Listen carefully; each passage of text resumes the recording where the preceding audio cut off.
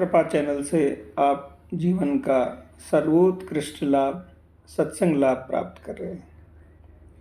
बड़ा सुंदर प्रसंग है रामचरितमानस के बारे में। एक संत ने तुलसीदास जी महाराज से पूछा, जब तुलसीदास जी महाराज रामचरितमानस की रचना कर रहे थे, तब पूछा कि आपने इसका नाम रामायण क्यों नहीं रखा, क्योंकि इसका नाम रामायण ही है, बस आगे पीछे लगा देते हैं जैसे पहले लिखे हुए हैं। किसी ने वाल्मीकि रामायण लिखा, किसी ने आध्यात्मिक रामायण लिखा, आपने भी रामचरितमानस ही क्यों रखा? बाबा ने कहा, क्योंकि रामायण और रामचरितमानस में एक बहुत बड़ा अंतर है। रामायण का अर्थ है राम का मंदिर, राम का घर। जब हम मंदिर जाते हैं तो एक समय पर जाना होता है। मंदिर जाने के लिए नहाना पड़ता है। जब मंदिर जाते हैं तो खाली हाथ नहीं जाते, कुछ फूल फल साथ लेकर जाना होता है। मंदिर जाने की शर्त होती है कि मंदिर साफ सुथरा होकर जाया जाता है।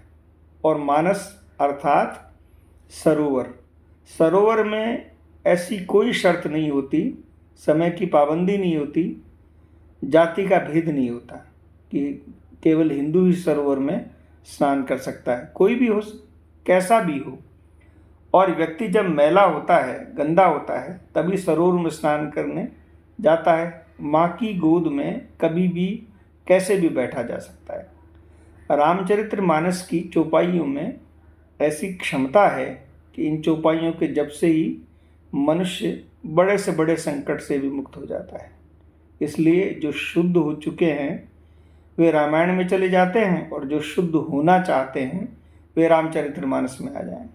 राम कथा जीवन के दोष मिटाती है। रामचरितमानस, तुलसीदास जी ने जब किताब पर ये शब्द लिखे तो आड़े हॉरिजेंटल में रामचरितमानस ऐसा नहीं लिखा, खड़े में लिखा, वर्टिकल। रामचरितमानस किसी ने गोस्वामी जी से पूछा, आपने खड़े में क्यों लिखा?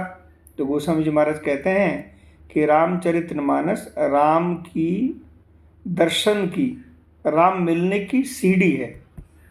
जिस प्रकार हम घर में कलर कराते हैं तो एक लकड़ी की सीढ़ी लगाते हैं, छत पे चढ़ते हैं तो एक लकड़ी की सीढ़ी लगाते हैं, तो जिसे हमारे यहीं नसैनी कहते हैं, जिसमें डंडे लगे होते हैं। गोस्वामी जी महाराज कहते हैं कि रामचरितमानस भी राम मिलने की सीढ़ी है, जिसके प्रथम डंडे पर पैर रखते ही श्री रामचंद्र के दर्शन होने लगते हैं।